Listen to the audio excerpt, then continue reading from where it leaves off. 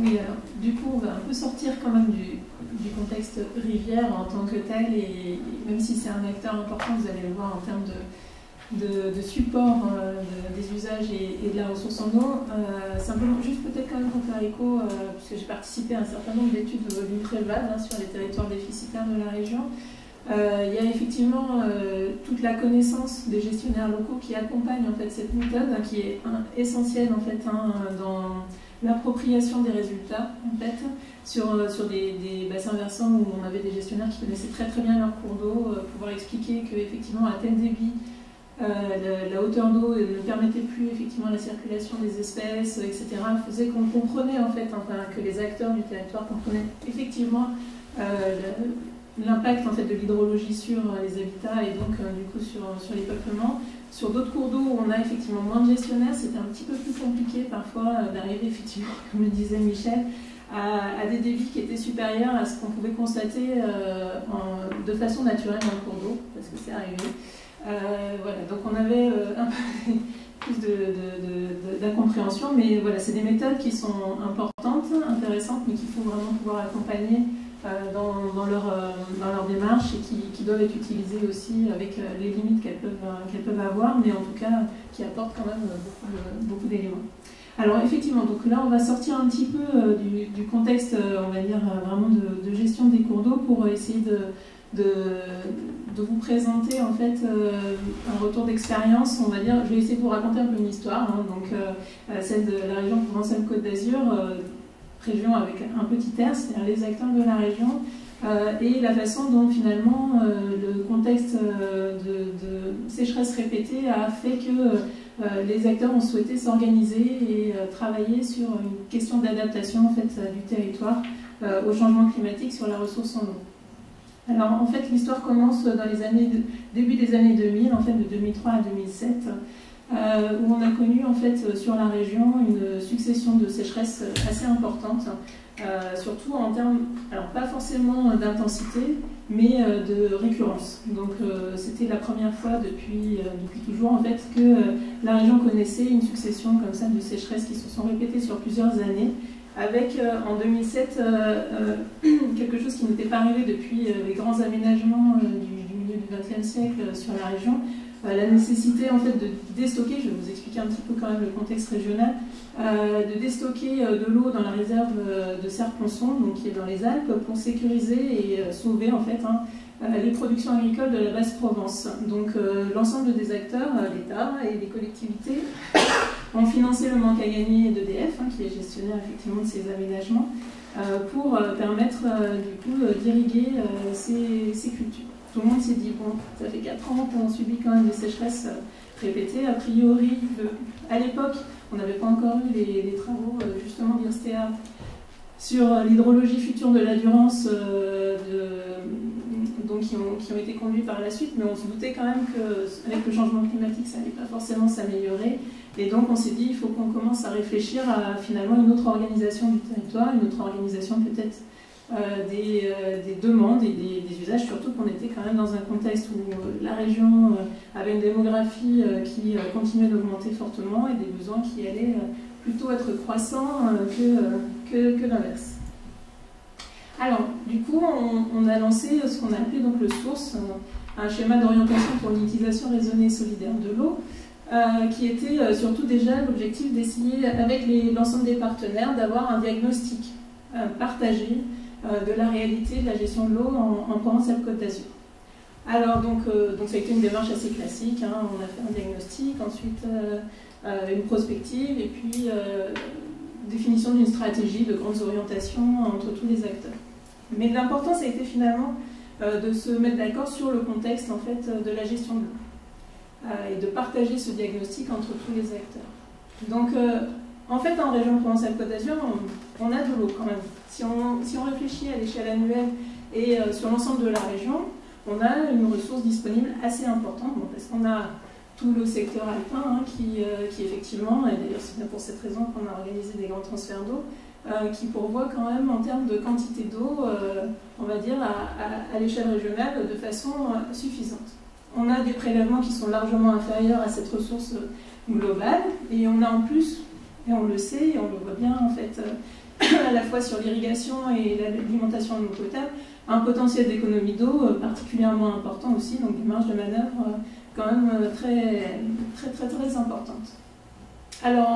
en région, il faut le savoir, en région Provence-Alpes-Côte d'Azur, on a 86% des prélèvements qui sont faits, alors hors hydroélectricité, hein, parce que c'est vrai que bon, c'est un petit peu particulier du coup le contexte des prélèvements d'hydroélectricité, mais hors hydroélectricité, on a 86% des prélèvements qui sont faits dans les milieux superficiels, donc dans les rivières. Donc ça reste effectivement pour nous quand même, dans l'histoire, un des personnages essentiels. C'est la qualité de ces milieux qui pourvoit aussi à une bonne qualité de l'eau, et donc c'est vraiment quelque chose d'essentiel dans la région. Donc 14% seulement des prélèvements sont réalisés en eau souterraine sur l'ensemble des prélèvements de la région. Et en plus, sur les 86% qui sont prélevés en superficiel, les 2/3 proviennent du seul système Durance-Verdon, qui occupe un bassin versant qui occupe quand même la moitié du territoire régional, hein, il faut quand même le savoir, mais du coup, effectivement, qui est le grand pourvoyeur de ressources. Alors, le souci, en fait, en région Provence-Alpes-Côte d'Azur, c'est que la ressource, elle n'est pas là où on l'utilise et elle n'est pas là quand on doit l'utiliser. C'est essentiellement ça le vrai problème, en fait, qu'on a sur la région. Donc là, vous avez une carte qui avait été faite avant le source par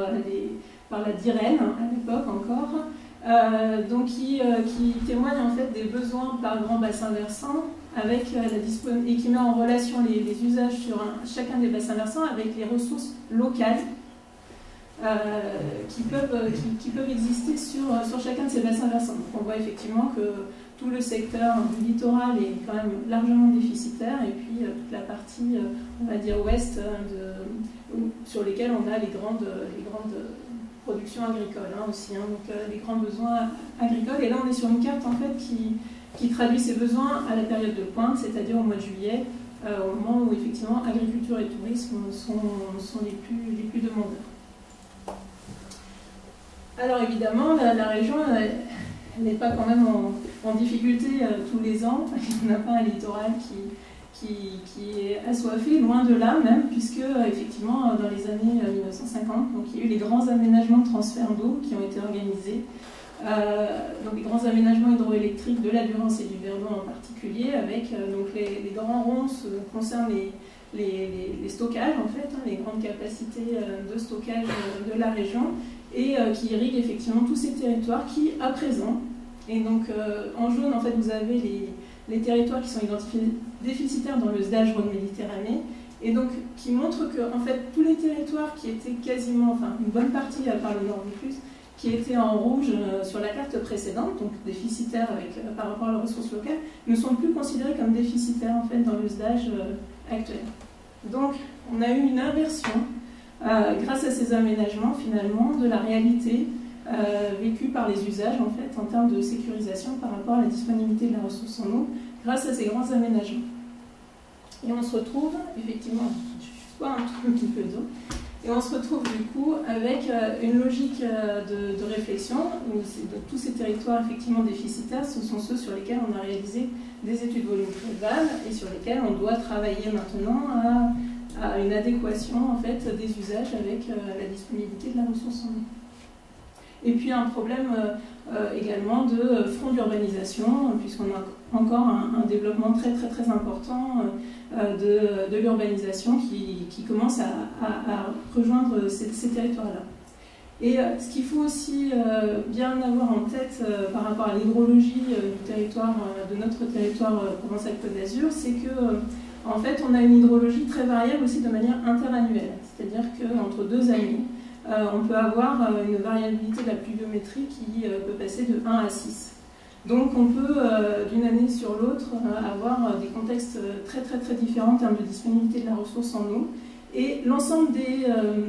une bonne partie des systèmes hydraulogiques, mais surtout même des systèmes d'aménagement hydraulique, sont organisés de manière annuelle. Donc par exemple, la grande réserve de Serponçon est gérée de façon annuelle. Et donc, en fonction de l'hydrologie, et en particulier de l'hydrologie hivernale, de la pluviométrie, donc de la neige en hiver et du stockage, on va plus ou moins avoir une capacité de remplissage de ces réserves et donc un impact sur les usages par la suite au cours de l'année. Donc c'est bien les disponibilités finalement en année sèche qu'il faut qu'on envisage pour pouvoir adapter l'aménagement du territoire régional par rapport à ces capacités. Et puis quand même un petit... alors, quand on a fait notre diagnostic, on s'est dit, mais au fait, oui c'est vrai, c'est 14% des ressources souterraines en Provence-Alpes-Côte d'Azur, mais finalement c'est aussi surtout parce que, bah voilà,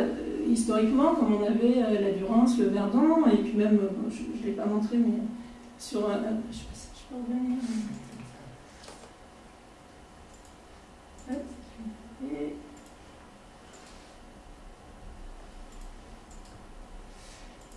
il faut voir que au-delà de la Durance et du Verdon, on a aussi, par exemple, sur l'est du territoire, d'autres transferts d'eau en fait, qui sont réalisés. Ici, on a aussi un barrage qui est rempli par un cours d'eau qui est la Siagne. Et puis là, sur la partie Alpes-Maritimes aussi, des transferts d'eau en fait, de la partie montagne vers le littoral. Voilà. Donc on a plus ou moins quand même eu une facilité quelque part à mobiliser les cours d'eau pour aménager de manière hydraulique les transferts et la réponse aux usages. Mais de fait, on se rend compte en prospectant un petit peu, en faisant un diagnostic un peu plus approfondi, qu'on a une ressource souterraine qui est très importante en région Provence-Alpes-Côte d'Azur. Alors un complexe hydrogéologique très compliqué, avec beaucoup de différents types d'aquifères, mais qui ont pour un certain nombre des valeurs très très intéressantes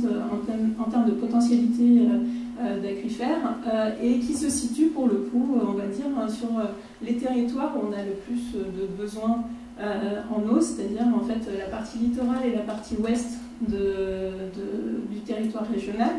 mais par contre qui du coup les rend forcément aussi d'autant plus sensibles et vulnérables aux différentes activités qui peuvent se développer sur ces territoires. Donc vous allez le voir, enfin, c'est quelque chose qu'on commence à prendre en compte de plus en plus de façon forte en fait dans les perspectives de réflexion sur le territoire pour pouvoir les protéger pour le futur de la région. Donc juste pour terminer sur la partie on va dire source et charte régionale de l'eau, donc une démarche qui a duré 4 ans avec l'ensemble des acteurs pour définir voilà, un certain nombre de grandes orientations et surtout une charte régionale de l'eau qui permettait quelque part de tabler un peu, d'acter les grands enjeux du diagnostic, mais aussi les grandes orientations sur lesquelles travailler pour trouver un équilibre entre aménagement du territoire et préservation des milieux. En déclinaison, on a continué le travail sur deux thématiques. D'abord, une question sur l'hydraulique agricole, qui a été conduite par la profession, mais dans un cadre aussi partenarial, puisque effectivement on est une région où l'irrigation est essentielle pour le maintien de l'activité agricole, et que donc on peut s'interroger effectivement sur les capacités d'adaptation de ces moyens de production en fait pour cette économie. Et puis une stratégie donc spécifique sur les eaux souterraines, puisque voilà, on s'est bien rendu compte de l'importance que peuvent avoir ces milieux pour le futur du territoire, mais que du coup aussi on s'est rendu compte de leur fragilité et la nécessité de pouvoir les protéger, les préserver, et donc un certain nombre d'actions à mettre en œuvre assez rapidement. L'acquis en fait de la démarche du source, c'était finalement, et ça a été un petit peu le constat pour tout le monde, c'était le fait que ça a permis de mettre l'ensemble des acteurs autour de la table, et à une échelle sur laquelle effectivement, qui était assez peu habituelle, donc l'échelle régionale. Alors, l'échelle régionale, parce qu'effectivement on a cette possibilité d'être sur un contexte hydrogéographique cohérent avec les grands transferts qui se font à l'échelle régionale, et du coup tous les acteurs peuvent discuter. Le fait de mettre aussi en relation finalement des gens qui sont à l'amont et à l'aval, qui ont des contextes différents en termes de rapport à la disponibilité de la ressource en eau, voilà, c'était finalement ça en fait qui était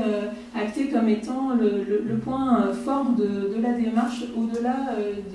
des aspects on va dire chiffrés et des aspects d'orientation. C'était plus ce volet gouvernance, et donc il a été vraiment demandé et de pouvoir maintenir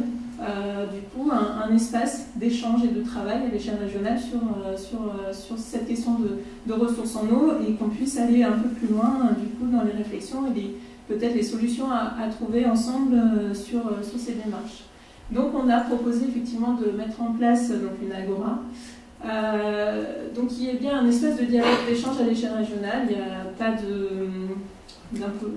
rien de réglementaire en fait, ni dans sa constitution, ni dans son organisation, ni dans son fonctionnement, ni dans ce qu'on peut en attendre.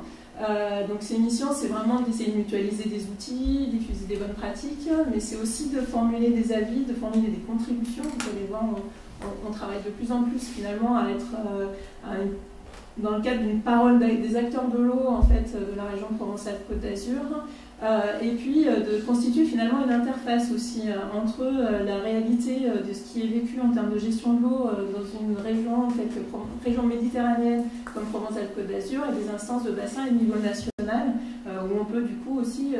expliquer en fait, cette réalité telle qu'elle est vécue sur notre territoire, et le besoin finalement parfois d'adapter certaines choses à ces contextes. Et l'objectif, c'est bien évidemment d'être en complémentarité avec tout ce qui se passe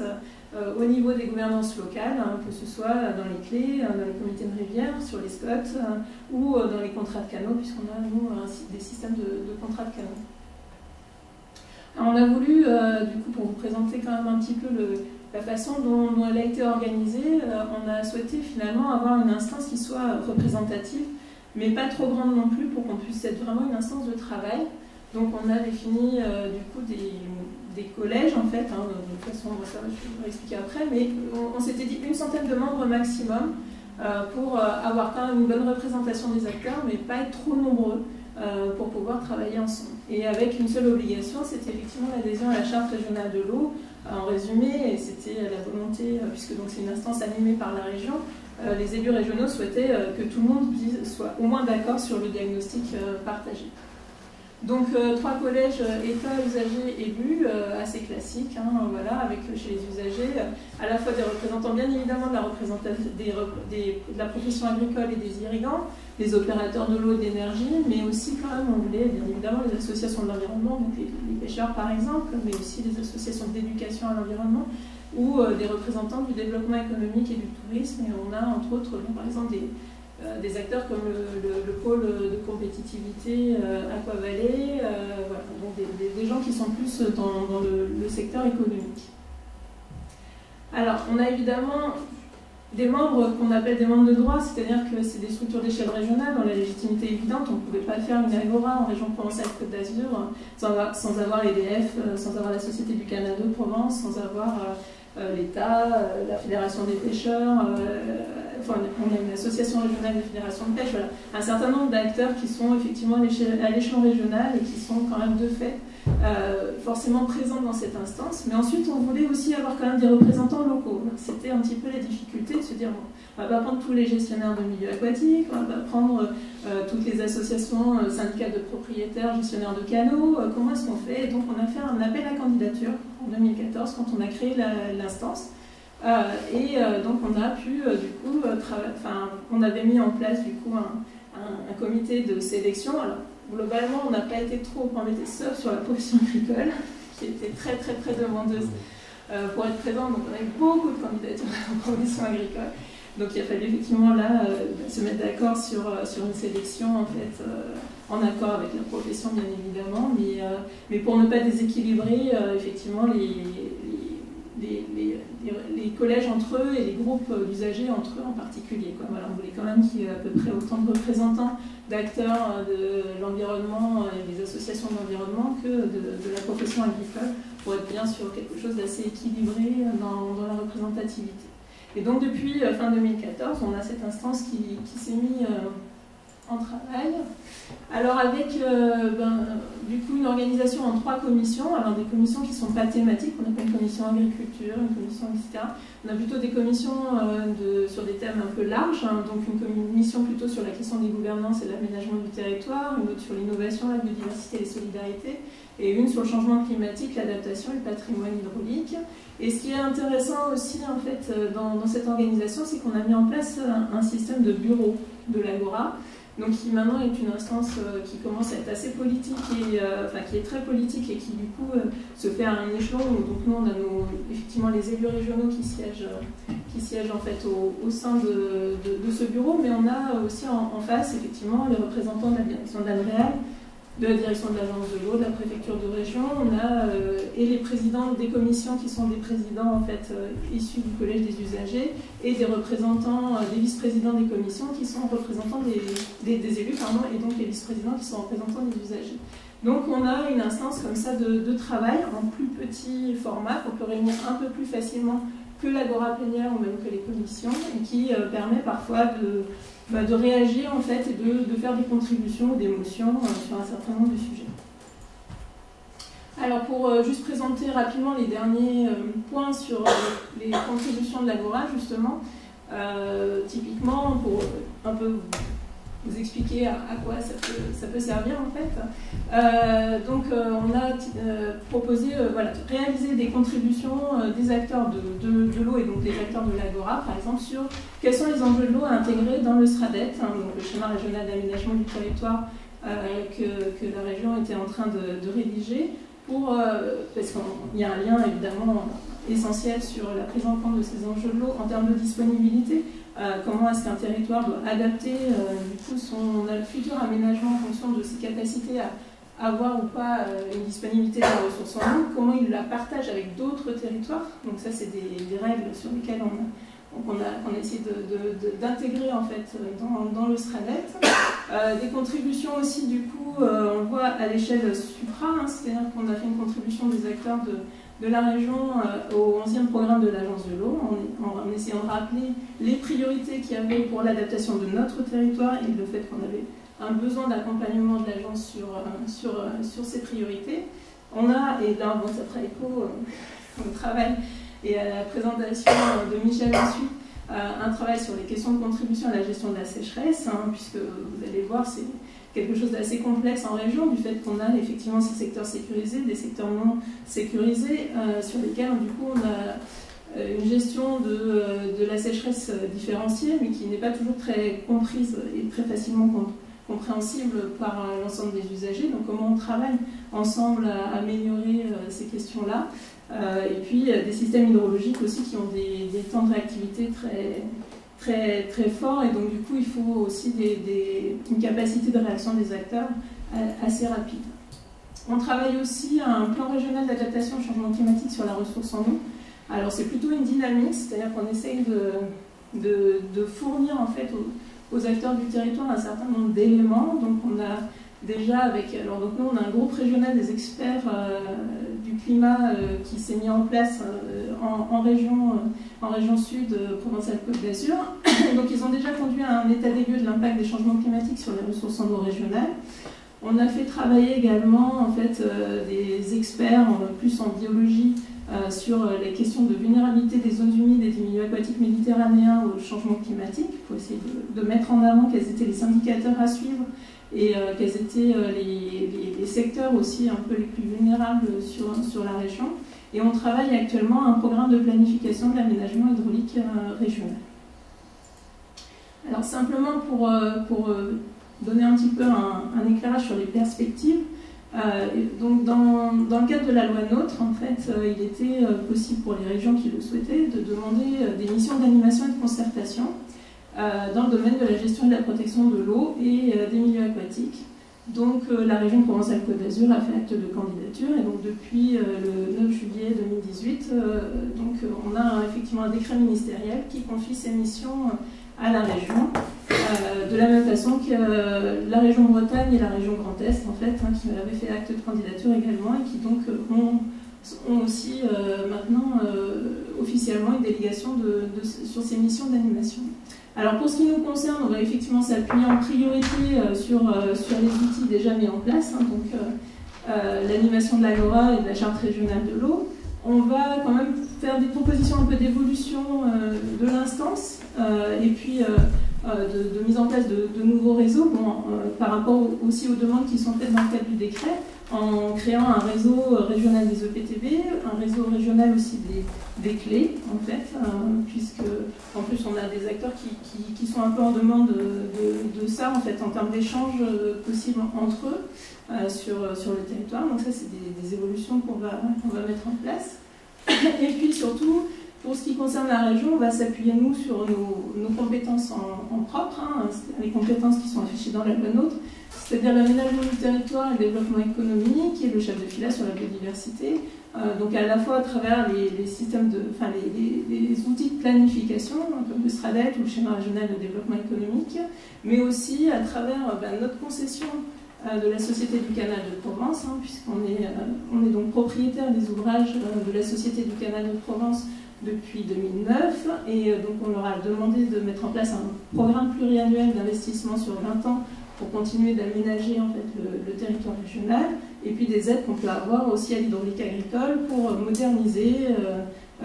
les outils, les modes d'irrigation actuels. On va essayer de lancer des appels à innovation dans le domaine de l'eau, donc ça c'est plus le volet développement économique, et bien évidemment continuer en fait à travailler sur la question de la préservation de la biodiversité aquatique et des ressources en eau